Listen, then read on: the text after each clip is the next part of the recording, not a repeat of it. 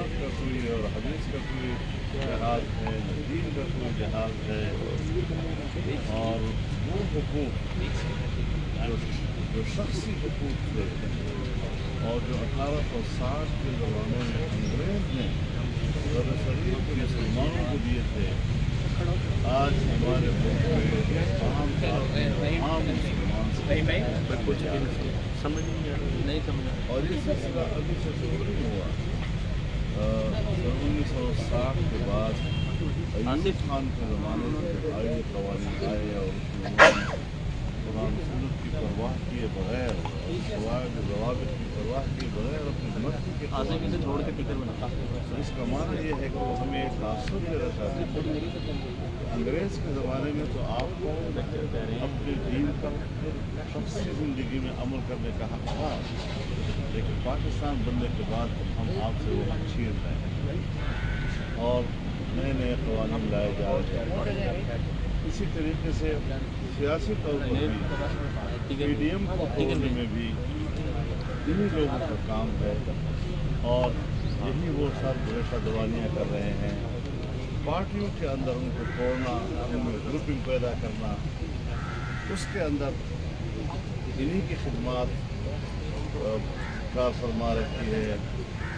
अगर कोई ये तो एक सहाफ़ी है, वर्कर है, फील्ड में काम करता है, अगर उसने कोई एक तज्जिया पेश कर दिया है, एक बयान पेश कर दिया जो उनकी तब नाज़िक पे गुजरा उसके जवाब में फिर उन्होंने तशद्दुद का मुज़ाहरा किया। मैंने तो हज़रत मिनिस्टर्स को देखा है, मिनिस्टर्स को घरों में जा कर जिस तरह उनको पीटा गया, जिस तरह उनको मारा गया है और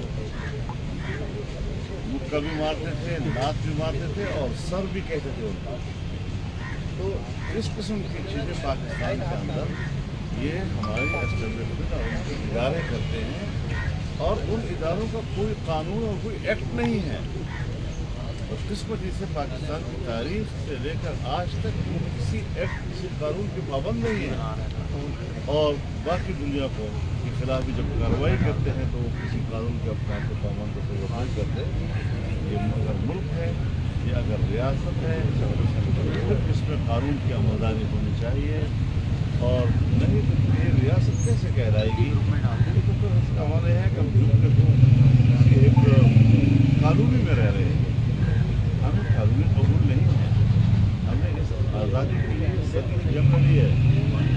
हमारे आबा व अजदाद की कुर्बानियाँ, उनका खून, उनकी हड्डियाँ, उनका गोश्त मिट्टी में मिला हुआ है जिसने आज़ादी के लिए कुर्बानियाँ दी हैं।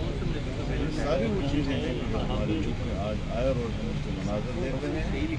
कबाली इलाकों में लोग मुतक़द किया जाता है, वो लाशें लिए फिर रहे हैं, इंसाफ नहीं मिल रहा, लोग धरने दिए हुए हैं। कभी कहते हैं हम इस्लामाबाद में लाश को ले जाएंगे कहते हैं और फिर हमसे मुआहदे होते हैं। मुआहदे की इनके यहाँ कोई हैसियत नहीं। झूठ बोल देना, धोखा दे देना, इसको कमाल तस्वुर किया जाता है। जो अल्लाह के नज़दीक सबसे ज़्यादा मायूब चीज़ है और जिस पर अल्लाह सबसे ज़्यादा नाराज़ होते हैं, उसी काम पर ये बहुत ज़्यादा इतरा रहे होते हैं। ये एक मौलाना साहब आपने फरमाया कि PDM को तोड़ने में भी इन इस्टेब्लिशमेंट का हाथ है, तो जो सियासतदान हैं वो क्यों आला कार बन रहे हैं? माशाल्लाह आप इतने पुराने सियासतदान हैं और उसकी आप सरबराही भी कर रहे हैं, तो क्या आपकी सरबराही में कोई कमी तो नहीं थी कि सियासतदान बिखर गए? आपका सवाल बिल्कुल वजह है, क्योंकि मैं बड़ा एतराज़ करता हूँ इस बात से कि मैं पार्टी को दिखाना बनाऊँ कि वो क्यों आला कार बन जाते हैं और जिस PTI की हुकूमत के खिलाफ, यानी उसकी एक नाजायज़ हुकूमत के खिलाफ, एक नाकाम हुकूमत के खिलाफ कौम एक हो गई थी और PDM कौम की आवाज़ बन गई थी, उसमें रखना डालने से किसको फ़ायदा मिला? और ये तो आम आदमी ने फैसला करना है कि अब भी आम आदमी की आवाज़ PDM है या वो जमात जो PDM से अलग होकर PTI में ब्रैकेट हो गई है। क्यों उनका एक नाजायज़ हुकूमत के साथ मफादात शरीक हो गए हैं और क्यों कर वो आज उनकी सियासत कर रही है اور پی ڈی ایم ان کا نشانہ بنتا ہے, پی ڈی ایم ان کی تنقید کا نشانہ بنتا ہے. یہ خود بذات خود ہمارے لیے ایک تکلیف دہ بات ہے. آئندہ اس طرح کی تکلیف سے تمام سیاستدانوں کو نہ گزرنا پڑے, اس کے لیے بھی کچھ آپ کر رہے ہیں؟ ہر پارٹی آزاد ہے, ہر پارٹی کے اپنے ایک نظم ہے. ہم نے تو نہیں دیکھا کہ ہم نے کوئی گناہ کیا ہو. اول دن سے 25 جولائی 2018 کے بعد ایک ہفتے کے اندر جو موقف ہم نے اختیار کیا تھا, آج بھی ہم اس موقف سے 1 انچ آگے پیچھے نہیں گئے اور نہیں اس مطالبے سے آگے پیچھے گئے ہیں. حکومت ہے, گرتی ہے, 5 دن میں گرے یا 5 سال میں گرے, لیکن جب بھی آپ تاریخ کا وہ صفحہ پلٹائیں گے تو اس پر کراس کا نشان لگا جائے گا. اس مقام پر ہم اس کو لانا چاہتے ہیں کہ جب بھی آپ وہ صفحہ لوٹائیں وہ کالا نظر آئے, اس پر کراس نشان ہو اور تاریخ کبھی اس کو اپنا حصہ نہ سمجھے. اچھا مولانا صاحب, جو جماعتیں اس وقت پی ڈی ایم میں بچ گئی ہیں, 2 چلی گئی ہیں, کیا آنے والے انتخابات میں یہی جماعتیں جو انتخابی اتحاد بھی آپس میں ہے کوئی آنے کے چانس؟ یہ بذات خود انتخابی اتحاد نہیں ہے, اور انتخابی اتحاد حضرت پورے ملک میں ہوتا ہے. انتخابی اتحاد میں ہر پارٹی نے اپنے انتخابی مفاد کو بھی دیکھنا ہوتا ہے. کون سی پارٹی اس کو ایڈجسٹ کرتی ہے, زیادہ اس کو مفید ثابت ہوتی ہے. تو یہ ابھی اس پر کوئی حتمی بات کہنا قبل وقت ہے, لیکن اس کی چیزیں جو ہیں وہ کوئی بعید از امکان نہیں ہے. اچھا, آپ کیا سمجھتے ہیں کہ شہباز شریف کے باہر آنے سے یہ جو ایک تاثر دیا جا رہا ہے کہ پی ڈی ایم میں مریم نواز پیچھے ہو گئی ہیں, ان کی رائے, اور شہباز شریف کی رائے آگے ہو گئی ہے, اس کے اوپر آپ کیا کہیں گے؟ دیکھیے, مریم نواز صاحبہ ہوں یا میاں شہباز شریف صاحب ہوں, یہ ایک ہی پارٹی کے تعلق ہے اور یہ ان کے اپنے داخلی نظم کا مسئلہ ہے. صدر مسلم لیگ وہ میاں شہباز شریف صاحب, قائد مسلم لیگ وہ میاں نواز شریف صاحب. ہمیں تو پارٹی سے تعلق ہے, ہمیں پارٹی کے افراد سے نہیں ہے معاملہ. جو ان کی پارٹی نمائندگی کر کے پی ڈی ایم کی طرف آئے گی تو ان کے ساتھ اسی طرح نہیں. لہٰذا یہ فرق کرنا کہ ایک پارٹی کے اندر فلانا یہ کر رہا ہے, فلانا یہ کر رہا ہے, اس کی اپنی سیاست, یہ میرے خیال میں ہمارے مذہب میں اور ہماری جماعت میں سیاست کے آداب کے خلاف. ابھی بھی آپ کو کوئی چانس ہے کہ پیپلز پارٹی واپس آ جائے گی؟ اگر آنا چاہتی ہے اور سوچتی ہے کہ ہم نے کچھ غلط فیصلے کیے ہیں تو, اور اس سے جمہوریت کو نقصان پہنچا ہے, ہمیں راستے بند کرنے چاہیے.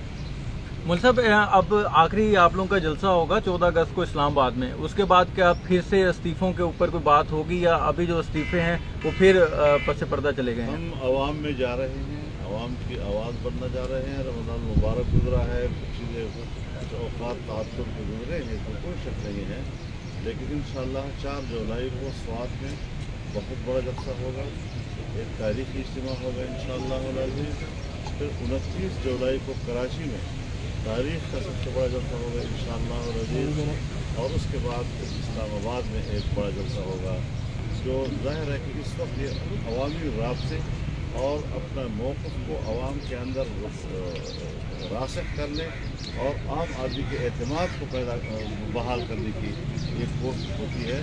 اسی میں آدمی کوئی حتمی نتائج کی بات نہیں کرتا, لیکن جب عوام میں اعتماد آتا ہے تو اچھے نتائج برآمد ہونے کی. استعفوں کی آپشن ابھی بھی ہے, استعفوں کی آپشن ہے ابھی بھی؟ میں تو اب بھی سمجھتا ہوں کہ اگر ہم اجتماعی طور پر سب مل کر استعفے نہیں دیتے تو یہ حکومت پھر اپنی مدت لمبی کرتی جائے گی. استعفوں کا آپشن سے بھاگ جانا یہ اس موجودہ حکومت کو وقت دینے کے مترادف ہے. اچھا مولانا صاحب, امریکہ افغانستان سے واپس جا رہا ہے, ادھر سے طالبان کی جانب سے یہ کہا گیا کہ اگر کسی ملک نے اپنے ہوائی اڈے دیے تو ہم اس کو اپنا مخالف سمجھیں گے, اور وزیر خارجہ یہ کہہ چکے ہیں کہ ہم کچھ نیا کرنے نہیں جا رہے, جو 2001 میں مشرف نے معاہدے کیے تھے ہم اسی کا تسلسل کریں گے. اس کے اوپر آپ کی کیا رائے ہے؟ 2001 میں جو معاہدے ہوئے تھے وہ بھی پاکستان کے خلاف, پاکستان ایک جھوٹا نعرہ مشرف نے لگایا, فرسٹ پاکستان, پاکستان کو امریکہ کا قانونی بنایا. اس وقت بھی اس ڈکٹیٹر نے جک ماری تھی اور آج بھی ایک ڈکٹیٹر کے سائے میں ہونے والی حکومت چک مارے گی، جس کا اعلان ہم اس حکومت کی کسی منسٹر کی زبان پر اعتماد نہیں کرتے۔ یہ ہیں کیا چیز؟ یہ ہیں کس باغ کے گاجر؟ بات تو ہے پینٹاگون کی، اور وہ کہہ چکا ہے کہ پاکستان ہمیں اڈے دینے پہ آمادہ ہو گیا ہے، لیکن اس پر افغانستان کا طالبان احتجاج کر رہا ہے کہ ہم نے افغانستان کو نکال دیا اور ہمارا پڑوسی ایک ملک اس کو ہمارے خلاف استعمال کرنے کے لیے اڈے دے گا، تو اس کے نتائج کیا ہوں؟ تو شاید ان کا دباؤ کام آ جائے، ورنہ ہم تو وہی کردار ادا کر رہے ہیں کہ جو ایک آزاد ریاست نہیں بلکہ غلام قانونی ادا کیا کرتے ہیں۔ شکریہ۔ حکومت بجٹ پیش کرنے جا رہی ہے، بجٹ کے حوالے سے کیا کہیں گے؟ ہاں، بجٹ مہنگائی بجٹ پیش کر رہی ہے، ایک ہدف وہ آپ کو دے گی، شاید 3 سے 4 تک وہ جی ڈی پی گروتھ بتائے گی، لیکن میں ابھی سے کہنا چاہتا ہوں وہ جھوٹ ہوگا، اور میں ابھی سے آپ کو بتانا چاہتا ہوں کہ جو بین الاقوامی ماہرین ہیں وہ اب پچھلے سال اگر 0.4 تھا، اس سال 0.5 ہو سکتا ہے، لیکن یہ کہ 3 اور 4 تک ہماری جی ڈی پی گروتھ جائے گی، یہ بھی تاریخ کا ایک بہت بڑا جھوٹ ہے۔ Thank you sir.